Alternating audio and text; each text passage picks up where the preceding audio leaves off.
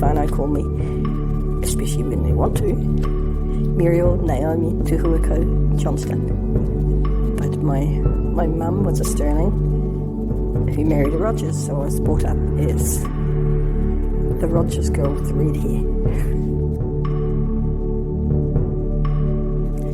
That's a really interesting question, because a lot of people think of the takiwā and the people who belong here, and they're looking at perhaps the time of European settlement and whānau who came into the area about that time, or were here when sealers, whalers arrived, etc.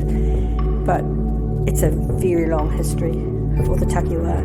Remembering that our takiwā, that we now call Oraka Aparima takiwā, was from the Waimatuku right through to Pio Pio Tahi. So we had generations and generations of tangata, waita, kati mamoi naito, and the people to name are too many, but we certainly can relate to those that circulated the area. I don't know who to tell you are some of the significant names. And yes, we're telling them in relationship to a, pūrākau or a place name or a whānau that's associated with the area. The most significant person in my life was my poa, who was John Stirling, John William James Stirling, the third John Stirling. Significant in my life because I spent all my informative years with my toa and poa. From the age of 3, I was with them permanently because I was extremely badly burned and I wasn't expected to survive. My poa collected me from the hospital and brought me home to Aparima to cure me. And my toa and poa both practiced rongoa. So I lived with them and they proceeded to heal me. I remember the pain sometimes of my burns and so on being treated. But I grew with that, and as I got better, I was lucky enough to experience the daily life, not just holiday times, which is what the rest of my whānau were having, but actually to be there at their feet and start to learn the place names, the reasons why the places were named, and from there became a wider education for me, which I try now to share with my whānau. And it's been a real experience because in this modern day, I've had whānau, waira whānau and runanga whānau who have chastised me to a degree for not sharing it. I've tried to share it how I think it should be told, which is how my poa left it to me. It was never to be written down. Never. He would not write it down for me. But he took us there and we walked the places and we learnt the stories until he could take us somewhere and say, why is this called Wairākau? Why is this called Kurahaupō? And when we could relay word for word back to him the reasons why and the things that happened there, how it got its name and what was the story or the message it was telling, that was when we were allowed to have it written down. And I've tried to do that by offering hikoi to whānau with that in mind, so that they experience and learn. But everyone gets out their writing pads and wants to write it down as I'm telling it. And I feel sad about that, but I guess that's the modern world. People want it written down in a book, or now they'll want it this way.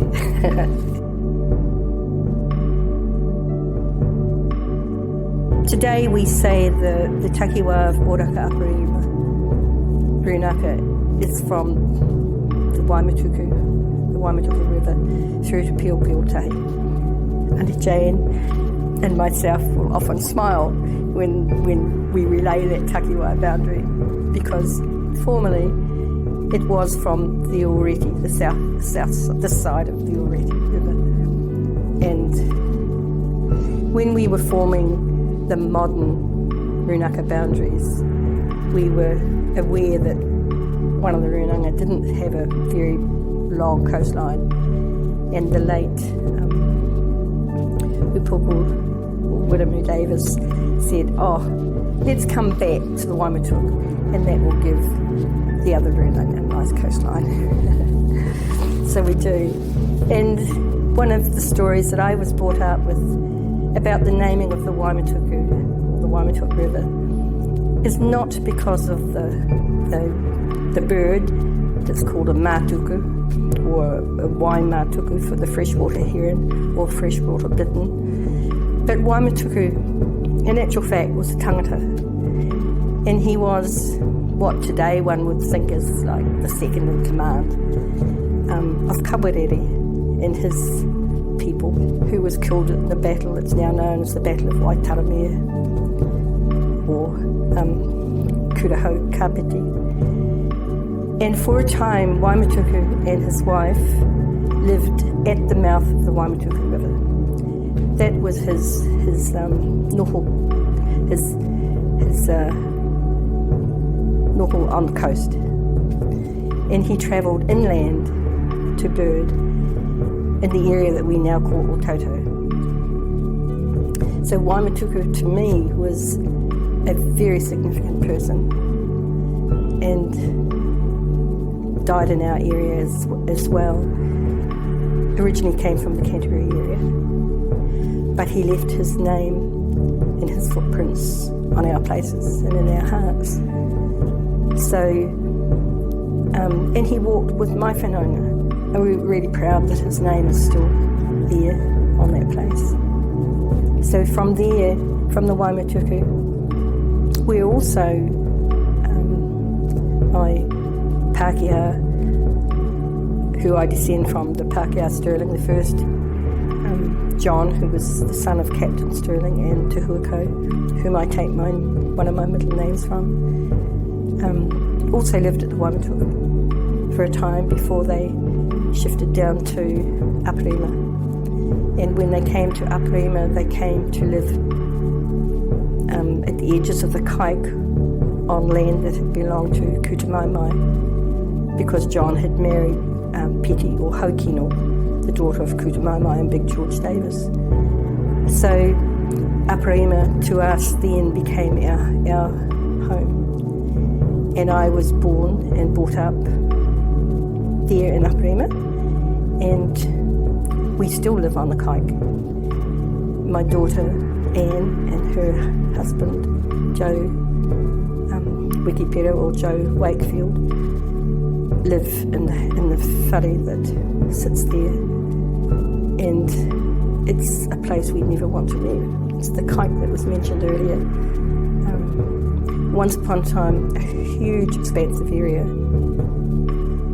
and it's important that we let our people know that the Kaik wasn't just a few hectares at the mouth of the river, which is when you read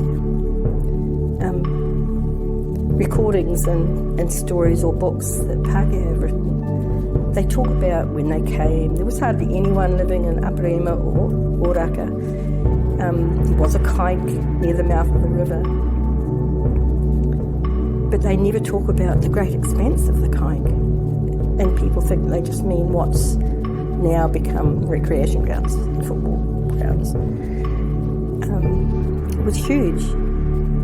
Right at the mouth itself, there was, and still is today, an urapa resting place for many of our tupuna, and the name was Puke Marama.